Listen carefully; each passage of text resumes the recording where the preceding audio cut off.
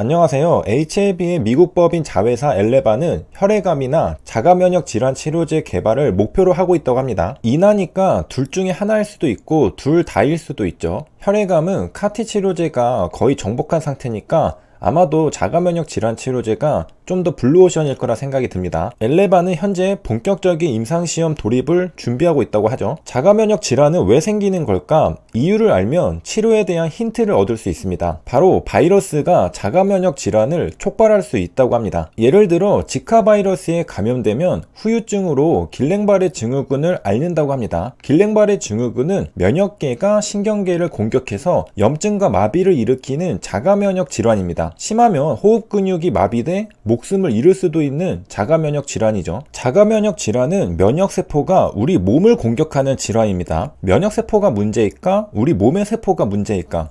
면역세포는 구체적으로 뉴런의 축삭을 둘러싸고 있는 수초를 공격한다고 합니다. 정리하면 길랭바레 증후군은 면역세포가 신경세포의 축삭을 공격하는 자가면역 질환입니다. 신경세포가 공격을 당하니까 몸에 마비가 오는 것이죠. 신경 전달이 잘 안 되겠죠. 그러니까 몸이 말을 안 듣는 겁니다.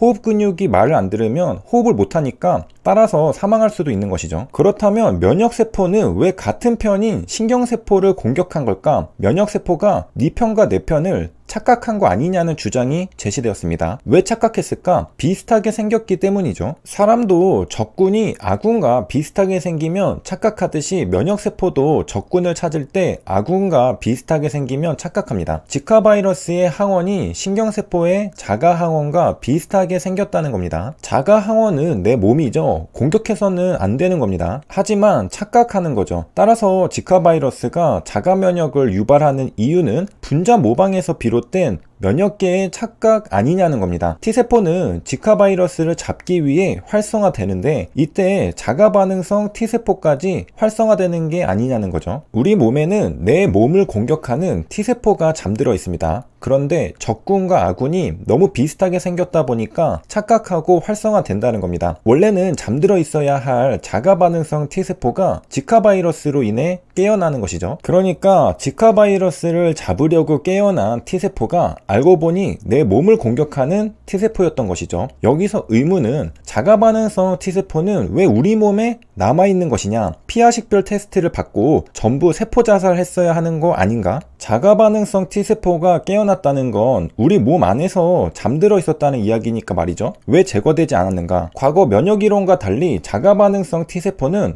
완전히 제거되지 않고 극소수가 남아있는 경우가 있다고 합니다. 그러니까 어떤 사람의 경우에 운이 나쁘게도 자가 반응성 T세포가 몸 안에 남아있었는데 지카 바이러스에 감염될 경우 잠들어 있던 자가 반응성 T세포가 활성화될 여지가 있다는 겁니다. 이런 방식으로 바이러스가 자가 면역 질환을 유발할 수 있습니다. 바이러스 항원과 자가 항원이 비슷하게 생겨서 면역 시스템이 착각하고 잠들어야 할 자가 반응성 T세포가 깨어난다는 것이고요. 대표적인 예시가 지카 바이러스가 유발하는 길랭바레 증후군입니다. 어디서 들어본 것 같은데요. 코로나19 예방 접종 후 길랑바레 증후군이 발생했다는 보고가 있습니다. 길랑바레 증후군은 자가 면역 질환입니다. 물론 인과관계가 증명된 것은 아닙니다. 단지 보고가 있을 뿐입니다. 여기서 잠깐만 공부한 걸 토대로 뇌피셜을 해보자면 코로나19 스파이크 단백질과 비슷하게 생긴 자가 항원이 우리 몸 안에 있나? 그리고 여기에 자가 항원 T세포도 있어야 하겠죠. 물론 인과관계도 증명되지 않았고 다른 이유도 많을 겁니다. 그렇다면 HLB의 엘레바는 어떤 방식으로 자가 면역 질환 치료제를 만들려고 하는가? 면역세포를 타겟팅합니다. 앞서 살펴본 예시에서도 결국 문제는 면역세포가 착각한 것이죠. 면역세포에 문제가 있는 겁니다. 우리 몸 안에는 작3라는 게 있다고 합니다. 우리 몸의 면역 시스템을 조절하는 중요한 역할을 하죠. 작3는 림프구에서 주로 발현되기 때문에 선택적 면역질환 표적 치료제가 될 수 있다고 합니다.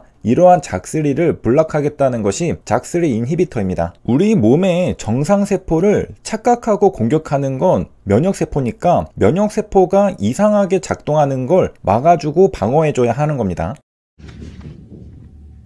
면역세포에 문제가 생기게 만드는 또 다른 대표적인 바이러스로 HIV 바이러스가 있습니다. 인간의 면역체계를 파괴하는 레트로바이러스가 바로 HIV 바이러스입니다. 에이즈를 일으키는 병원체죠. 레트로바이러스의 대표적인 예시가 HIV 바이러스인데, 레트로바이러스는 프로바이러스 문제가 있습니다. 프로바이러스라고 하면 특히 레트로바이러스를 지칭하는 경우가 많습니다. 바로 유전자가 끼어 들어가는 현상입니다. 숙주 유전자에 바이러스 유전자가 삽입되는 것이죠. 프로바이러스는 숙주세포의 DNA에 통합되어 들어간 바이러스의 유전체를 뜻합니다. 여러 종류의 바이러스가 이런 프로바이러스의 상태를 가질 수 있습니다. 예를 들어 인간의 DNA와 바이러스의 DNA가 하나로 합쳐져 함께 들어있다는 겁니다. 이거 순수 인간인가요? 바이러스 인간이죠. 그런데 실제로 우리는 바이러스 인간입니다. 인간 유전 물질의 8%는 인간으로부터 온 게 아니라 바이러스로부터 왔다고 합니다. 바이러스가 기원이죠. 사람을 비롯한 포유동물의 게놈을 살펴보니 외부에서 삽입된 보르나 바이러스의 DNA가 들어 있었다고 합니다. 굉장히 징그럽지만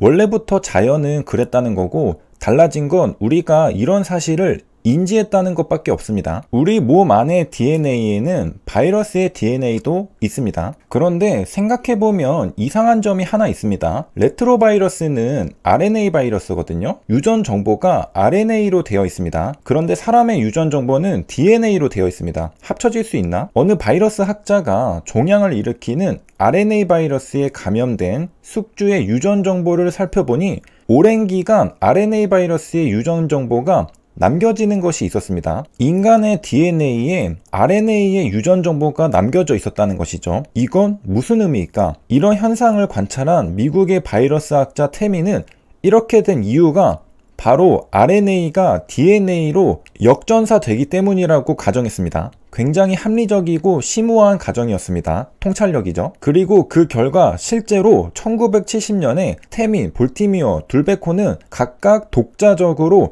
바이러스 입자 자체에 역전사 효소 활성이 있다는 것을 발견했습니다. 그리고 이 업적으로 1975년 노벨 생리의학상을 받았습니다. 그러니까 RNA 바이러스는 역전사 효소를 갖고 있고 RNA를 DNA로 역전사한다는 것이죠. RNA라면 생각해보니 mRNA 백신도 RNA입니다. MDPI에 2022년 2월 25일에 이와 관련하여 퍼블리시드된 논문이 있습니다. Pfizer BioNTech COVID-19 mRNA 백신 BNT162BT가 리버스 트랜스크립션을 일으킨다는 논문이 있습니다. mRNA 백신이 역전사를 일으킨다는 논문이 있습니다. 물론 인비트로입니다. 휴먼 리버셀 라인에서 일어난 건데요. 여기서 이해가 안 되는 부분이 있죠. 인간 세포가 역전사 할 일은 없을 텐데 역전사 효소는 인간 세포에는 없지 않나? 역전사 효소는 감염 시 숙주세포로 들어올 때 RNA 바이러스가 갖고 들어와야 하는 거 아닌가? 처음에는 역전사 효소가 RNA 바이러스에 감염된